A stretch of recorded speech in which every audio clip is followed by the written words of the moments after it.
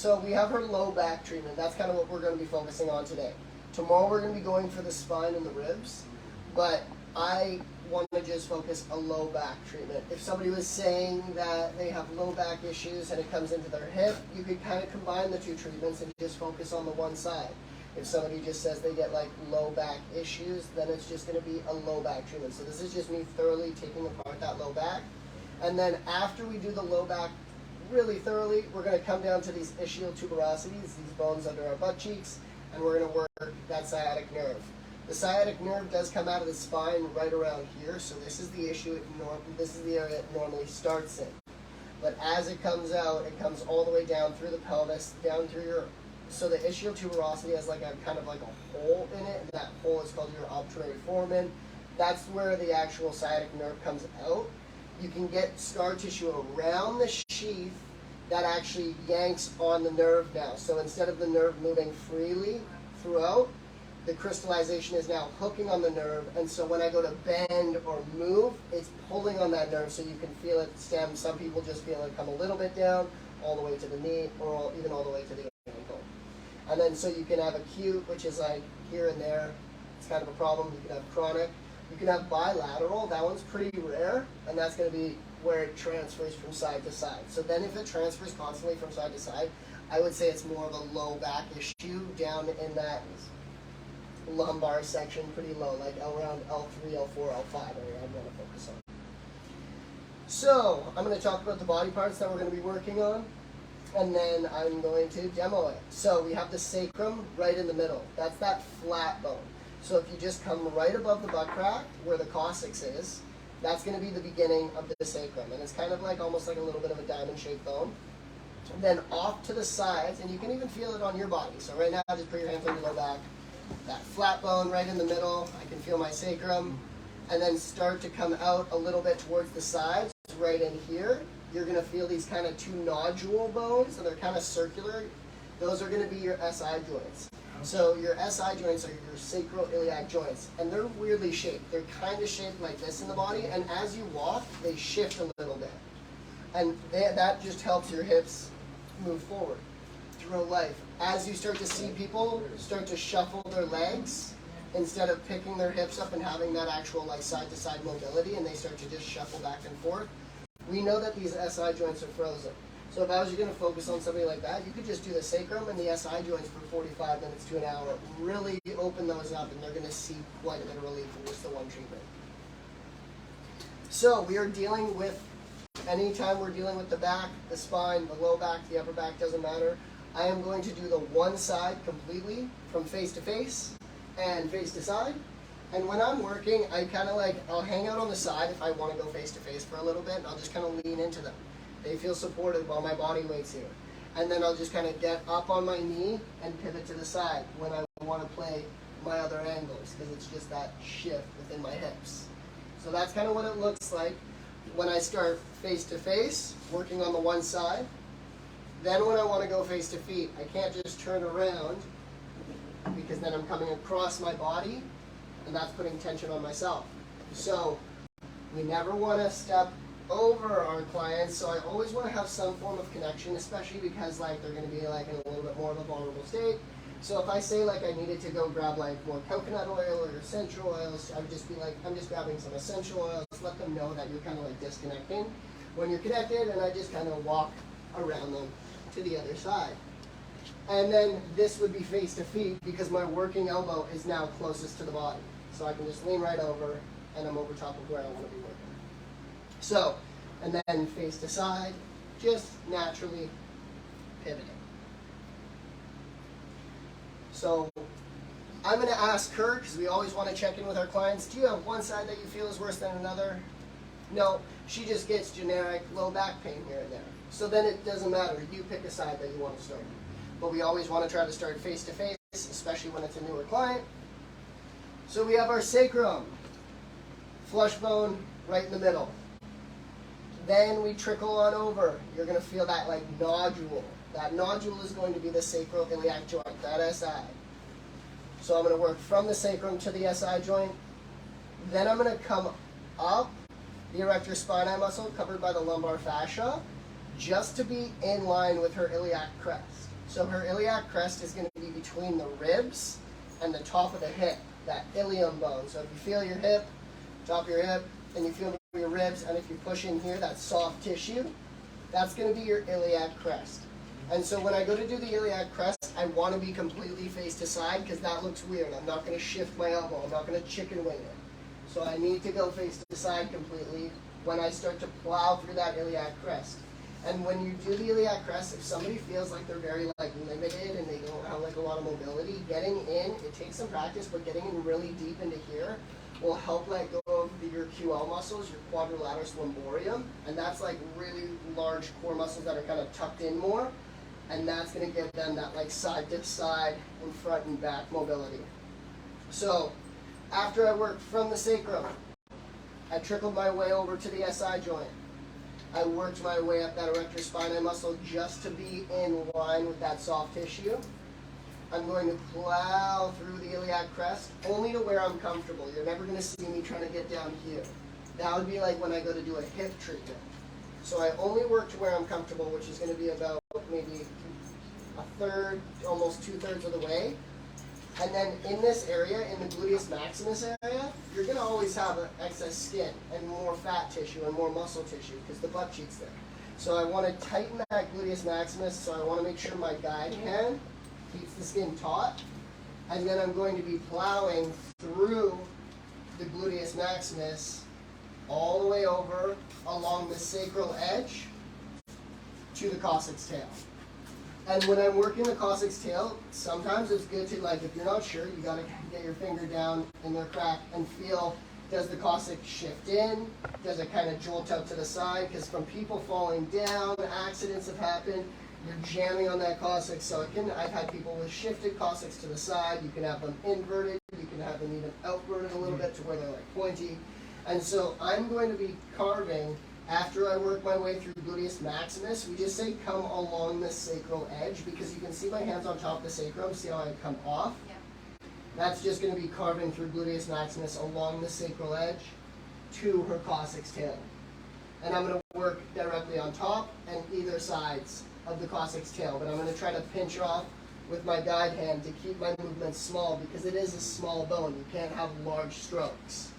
But we have an area where there's some joints that are small and then muscle tissue that's large. So that's why we're going to go from shaving to scaling to a bit of plowing. When I go face to face, I'll be using that ilium as a backboard. So all of the techniques kind of are combined for each treatment. It just depends on the area that we have to focus on. Are you working through the glute? You can plow a little bit more because it's deeper fascia work, it's deeper muscle work. And then I come along and I'm trying to scale off the side of her Cossacks. I need to go pinpoint and scaling technique because I can't have a large plowing. I'll just fall right off. So I go from sacrum to the SI joint. And in each area I'm spending about 2.5 minutes. So sacrum to the SI joint, up the erector spinae muscle, covered by the lumbar fascia, through the iliac crest, come over top of that ilium, plow through gluteus maximus area along the sacral edge to the Cossack's tail. I'm going to do that from face to face, pivoting face to side. Then I'm going to flip over, and I'm going to do this side still from face to feet and face to side. And on that one side, I pulled everything down and out, and on this side, I'm pulling up and in. Exactly. And so it's just going to go from sacrum to the SI joint, and you're playing your angles on each area. When I'm saying you go from that, it's not like I just place my elbow and I just head on over. I'm focusing on peeling on top of that sacrum. Some people, you're going to feel like there's a thick padding here.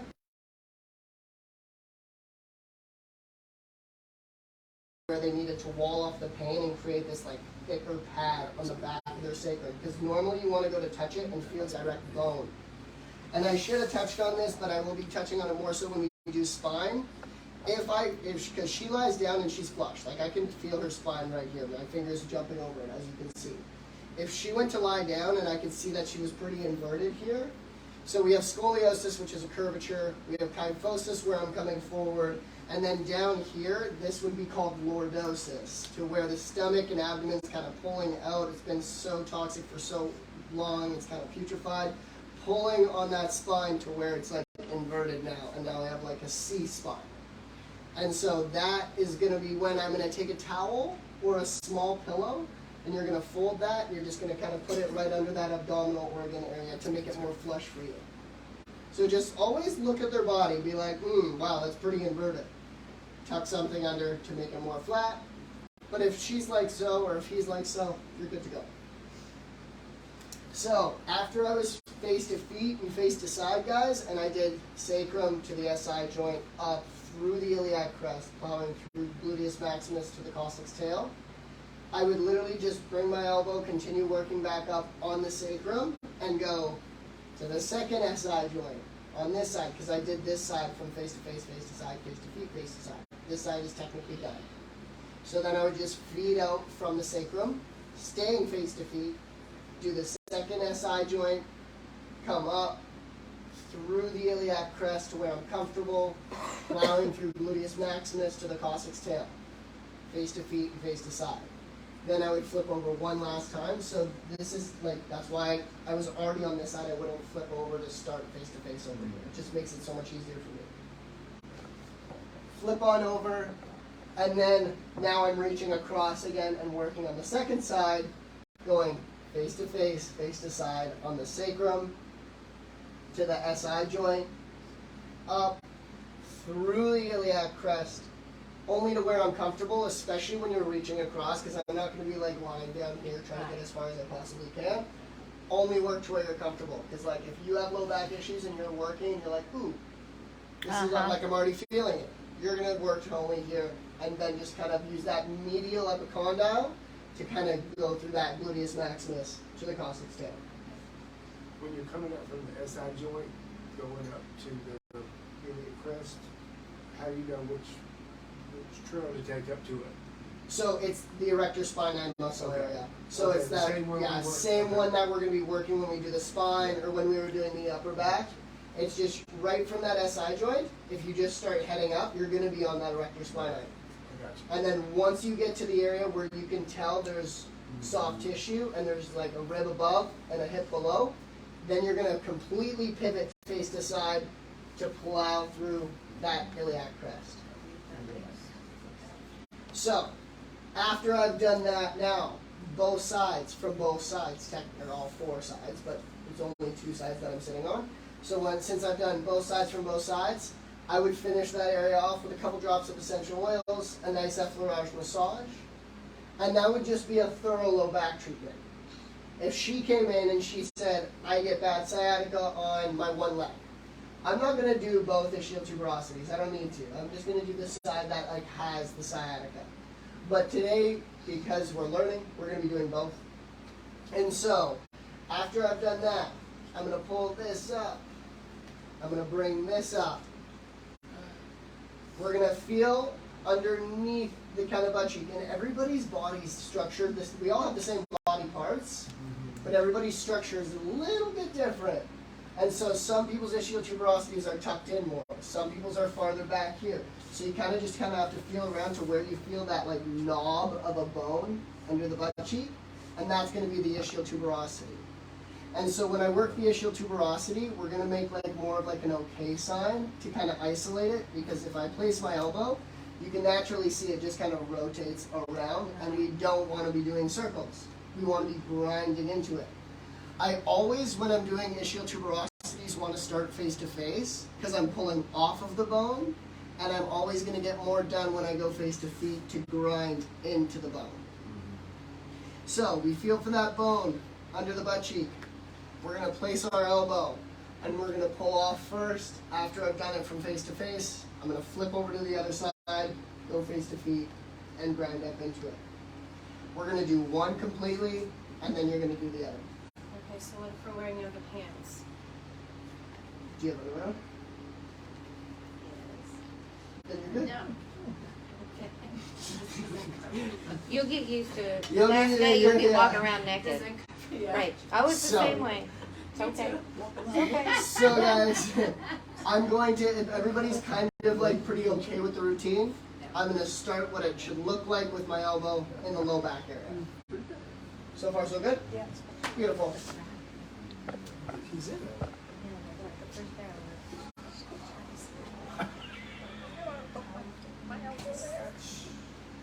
All right, you guys. Starting with some coconut oil, I'm going to begin with a nice airplane landing effleurage massage. And what I just did, because I'm working with her and I'm kind of like just trying to do this for the demo for everybody, but if your client, you don't know them, it's a first timer, ask them to do that. Be like, hey, do you mind if I place my knee in the middle of 99% of the time? They're going to be like, sounds good. They always want you to just try to be as comfortable as possible. They're coming for work. But the odd person might not feel too comfortable, so you're just going to ask them, be like, do you mind if I place my knee on the bolster in the middle? Do you mind? Do you mind? Oh, no. Beautiful. Wow. Okay, we're good. So I'm going to start because I know my point of strength is going to be from here where I'm able to do my airplane landing. And I have to tell you guys, the low back tomorrow is going to feel a lot more sore than your upper back. Because what do you do when you go for massages, when you feel tension? You grab the upper back, you move this around. Nobody really ever goes into that low back and into the bone areas. So when you go to feel it and touch it tonight, you're like, ooh, it's pretty sore. So I'm going to begin with a nice airplane landing effleurage massage. My hands come in, over those glutes, and back up. And I'm going to do that 3 to 5 times. After I do that, I do a little bit of palming technique right on the sacrum, and that's just to kind of like open it up, get them accustomed to the pressure. Okay. So then I just place my palm, and I kind of sit on top, and I put a good amount of weight. I just slowly rotate back in circles. Move clockwise, counterclockwise, just to get them accustomed to that pressure.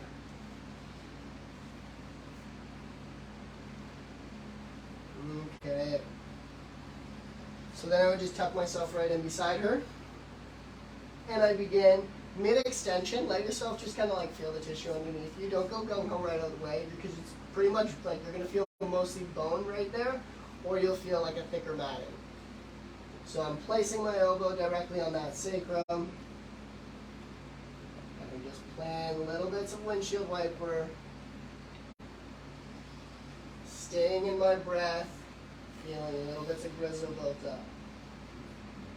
And if I felt like it was really thick, like right now I have quite a bit of extension because I feel just stuff right under my elbow immediately. Her sacrum's pretty clean. But if I needed to go deep and I thought it was very thick, I'm just going to increase my flexion to have more of a point, and I'm directly over top of my shoulder as I do that.